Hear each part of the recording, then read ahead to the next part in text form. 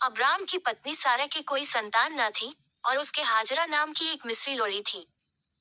सो सारा ने अब्राम से कहा, देख, यहोवा ने तो मेरी कोख बंद कर रखी है, सो मैं तुझसे विनती करती हूँ कि तू मेरी लोड़ी के पास जा, संभव है कि मेरा घर उसके द्वारा बस जाए।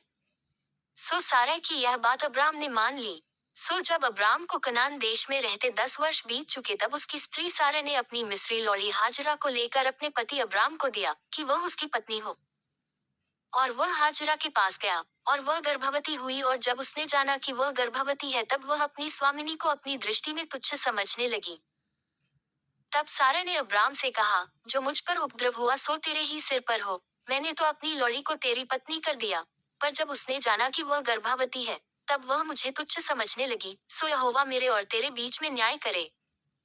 अब्राम ने सारे से कहा, देख, तेरी लोड़ी तेरे वश में है, जैसा तुझे भला लगे वैसा ही उसके साथ कर। सो सारा उसको दुःख देने लगी और वह उसके सामने से भाग गई।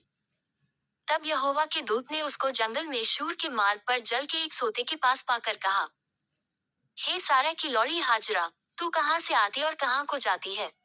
उसने कहा, मैं अपनी स्वामिनी सारा के सामने से भाग आई हूँ। यहोवा के दूत ने उससे कहा, अपनी स्वामिनी के पास लौट जा और उसके वश में रह। और यहोवा के दूत ने उससे कहा, मैं तेरे वंश को बहुत बढ़ाऊंगा, यहाँ तक कि बहुतायत के कारण उसकी गणना न हो सकेगी। और यहोवा के दूत ने उससे कहा, देख, तू गर्भवती है और पुत्र जनेगी, सो उसका नाम इश्माएल रखना, क्योंकि यहोवा ने तेरे दुःख का हाल सुन लिया है।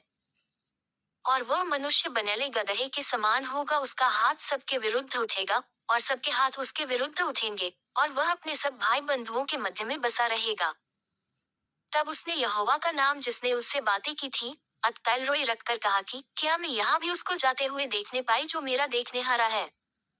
इस कारण उस कुएं का नाम लहरोई कुआं पड़ा। वह तो कादेश और बेरेत के बीच में है।